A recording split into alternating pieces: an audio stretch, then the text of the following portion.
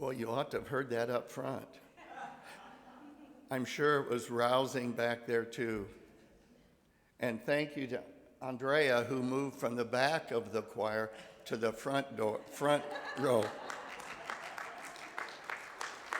We're glad you're here today. Now, is this when I preach my sermon?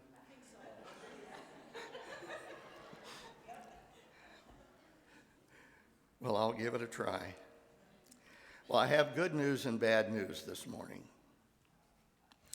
The bad news is that for older folks, and there are a few of you here today, the federal government is going to announce next month that the Immigration Department will start deporting senior citizens in order to lower Social Security and Medicare costs. They were going to deport illegal immigrants, but realized that older people would be easier to catch. And they wouldn't know how to get back home.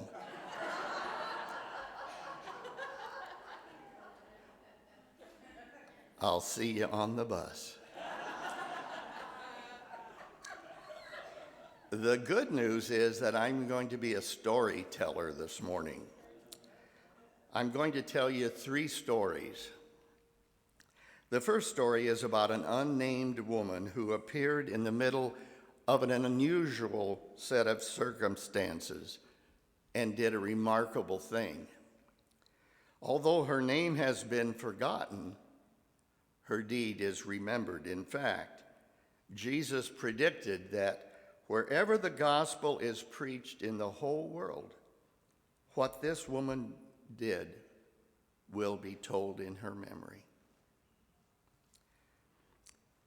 Now, we can easily get caught up in all the hustle and bustle and chaos that took place the last week of Jesus' life. There was a lot going on. We're shocked at what Judas Iscariot did. Unbelievable.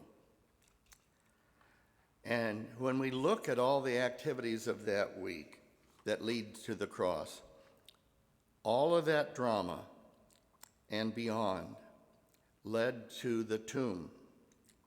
And wedged between all the fighting and struggles that were going on between Jesus' followers and the mob of people who wanted to put Jesus to death is a striking story.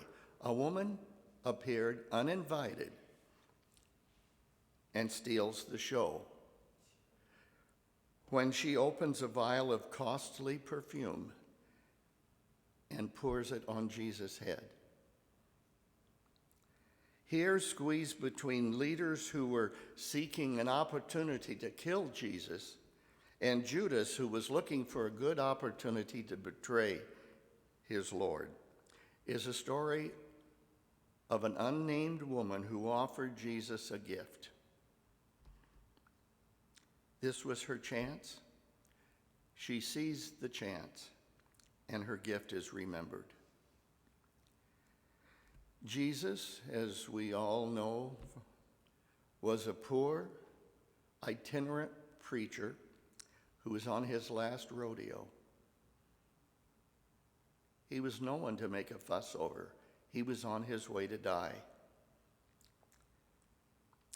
What use does he have for expensive perfume? No wonder the disciples were upset. More useful and practical things could be done with that her gift cost. And yet, for those eyes that see not just the moment, but the panorama of what God's plans were for Jesus. What an appropriate gift it was. Jesus reminded the disciples, there's going to be plenty of time for you to take care of the poor. But the opportunities for you to minister to me are disappearing. And that woman did the appropriate thing to anoint me for burial. Matthew said it could fetch a lot of money, but let's not miss the point. A gift is not precious because of its cost. And this may be a little hard for us all to understand. A gift of $300 is not inherently better than a gift of $200 or $100. Viewed through the eyes of the master, and probably, hopefully, to you and me as well, a gift is precious because of the spirit in which it was given. Now, in this first story, we don't know the woman's name, but we do remember her gift to Jesus, a gift that was timely, appropriate, and precious. The second story is recorded in the Gospels, both of Mark and Luke, and I read it today from Mark. Jesus was sitting near the temple treasury as people were placing their money into the offering box. And he said rich men dropped in a lot of money. And then a poor widow came along and dropped in 2 little copper coins worth about a penny. Jesus called the disciples to him and said, I tell you, this poor widow put more in the offering box than all the others. They put in what they had to spare. She put in all that she had. Here's another nameless woman whose deed will not be forgotten. Others cast their wealth into the treasury, but it was the unnamed widow who caught Jesus' eye and received his commendation. Others gave out of their surplus. She gave out of her heart.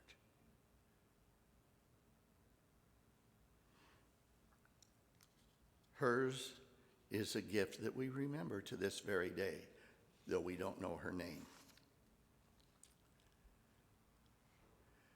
The third story is told by American soldiers returning home from the war in Europe.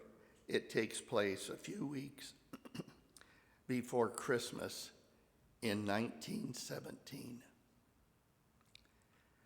The snowy landscapes of Europe were blackened by war. Trenches on one side held the Germans, trenches on the other side held American soldiers. Separating them was a patch of land that they called no man's land. For reasons we don't know, a young German soldier attempted to cross the no man's land, and he was shot, and then got tangled up in the barbed wire. He cried out in pain, and between the sounds of gunfire, the Americans could hear that soldier moaning and calling for help. One American soldier couldn't stand it any longer, and he stood up, walked to that injured German soldier, picked him up, carried him back to the German line, and placed him in the arms of the German comrades. When the Americans realized what was going on, they stopped firing. And then a German officer, when he realized what the American was doing, called a ceasefire. And a weird silence settled in. The American made his way to the German soldiers and placed him back into the arms of his comrades. And as he turned to return across no man's land to the American trenches, he felt a hand on his shoulder that spun him around. And he stood before a German officer who had won the highest German honor for bravery, the Iron Cross. The officer took it from his uniform and placed it on the American soldier, who then went back to the American trenches.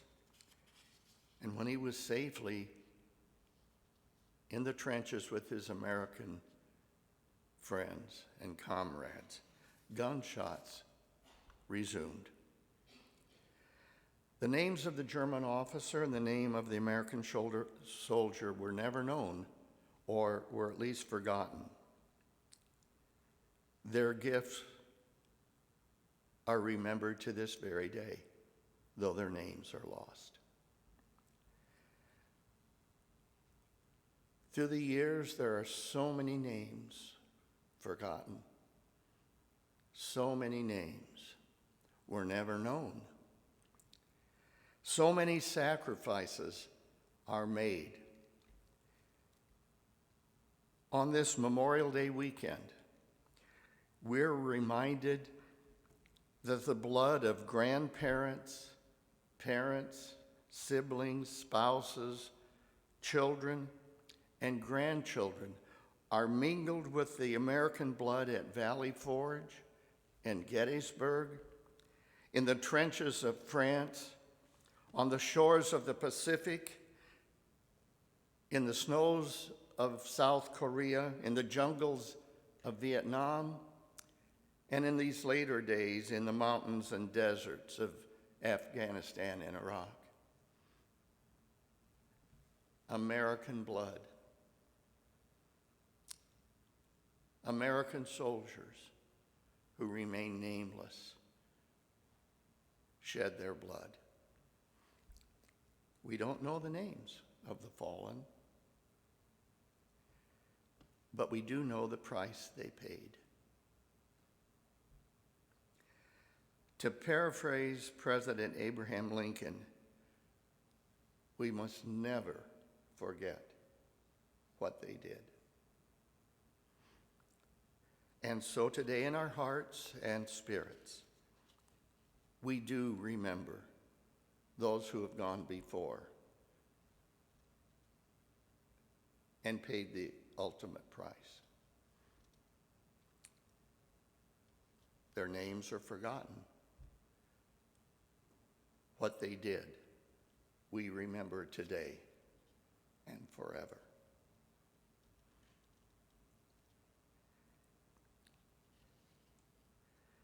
Father, in the Spirit of Jesus, we ask for generous, compassionate, and courageous hearts, that we may bring your kingdom alive here on earth as it is in heaven. Amen.